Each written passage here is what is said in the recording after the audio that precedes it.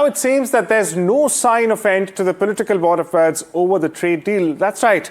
PM Modi hailed the India-US trade deal, saying its aim is to make India future-ready, while Rahul Gandhi on the other side has reiterated his claims, saying that the government has betrayed India's farmers.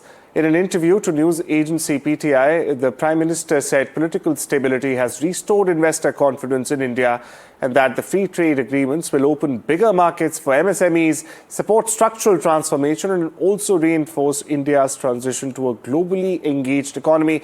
That's what the PM is opining. Furthermore, he also attacked the former UPA government. He alleged that economic mismanagement under the UPA government left India weak at the negotiating table. But the opposition has hit back hard. Leader of opposition in the lower house, Rahul Gandhi, has accused the government of betraying farmers in the name of trade. He's also questioned whether the dairy sector and the soya farmers will face price shocks and if the MSP bonuses could be undermined very well by Washington.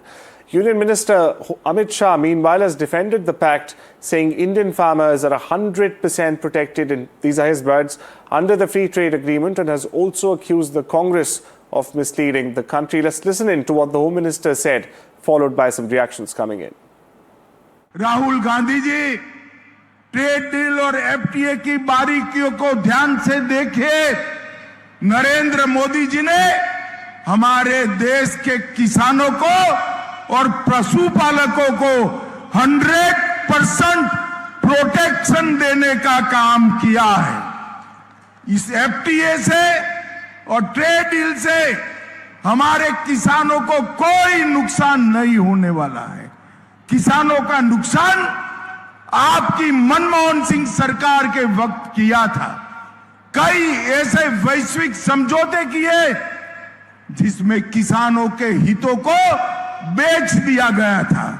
Narendra Modi ji ने यहां पर किसानों का, पशुपालन करने वाले भाइयों बहनों का और मछुआरों का 100% प्रोटेक्शन करने का काम किया है। ये राहुल गांधी जी की नीति है।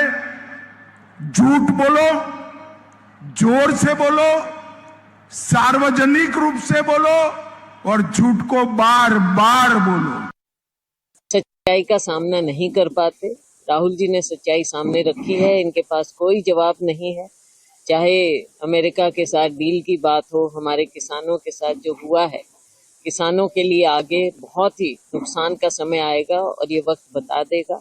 लोगों के सामने असलियत रखें, डील की भी असलियत रखें। राहुल जी ने खुद कहा कि इतने प्रेशर में आकर कोई भी प्रधानमंत्री कैसे ऐसा करार साइन कर सकता है, करवा सकता है, ऐसी डील कैसे कर सकते हैं जिसमें हमारे देश का अन्नदाता, हमारे देश का गरीब, जिसके साथ, उसके भविष्य के साथ खिलवाड़ होगा और हमारे देश को कुछ नहीं मिलना।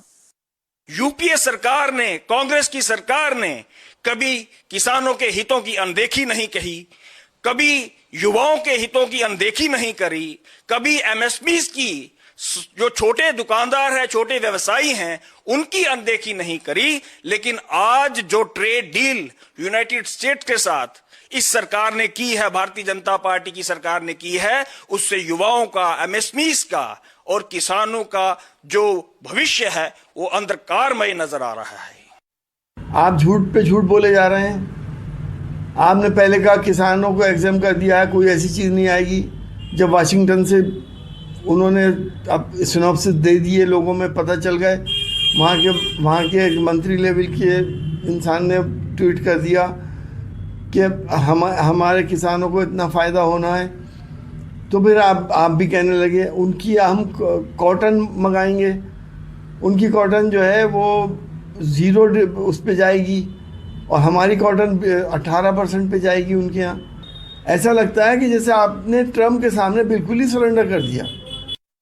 हमने एक कंसर्न एक्सप्रेस किया था रिगार्डिंग जो इंडो यूएस ट्रेड डील हुई है, उसमें जो हम को लग रहा है कि जो यहाँ के लोकल प्रोड्यूस हैं, चाहे एप्पल्स हो, चाहे एप्रिकॉट हो, या जितना भी हमारा हॉर्टिकल्चर, एपीकल्चर सेक्टर है, जिसमें हमारे बहुत सारे लोग इसके साथ मुंसलिक है और जो ऑलमोस्ट जम्मू कश्मीर की 70% इकॉनमी चलाती है हॉर्टिकल्चर सेक्टर की, जो ट्रेड डील हो रही है इसमें जो विदाउट ड्यूटी हम यूएस एप्पल्स ला रहे हैं या बाकी प्रोडक्ट्स वहां से आ रहे हैं, उसका डायरेक्ट असर यहाँ के प्रोड्यूस पे पड़ेगा। जो हम उसको बोल रहे हैं मौत का समझौता कृषि क्षेत्र के लिए, उसके ऊपर जो आप अमेरिका और भारत इंडो ट्रीटी बोली जा रही है, उसके ऊपर चर्चा की। सीड एक्ट हम जो लेकर आ रहे हैं, बिजली संशोधन बिल लेके आ रहे हैं, अब लेबर एक्ट जो खत्म किए गए, इन सब पे हमने लंबी चर्चा की और हम लोगों ने इसके ऊपर बड़ा आंदोलन करने का निर्णय लिया है। और हम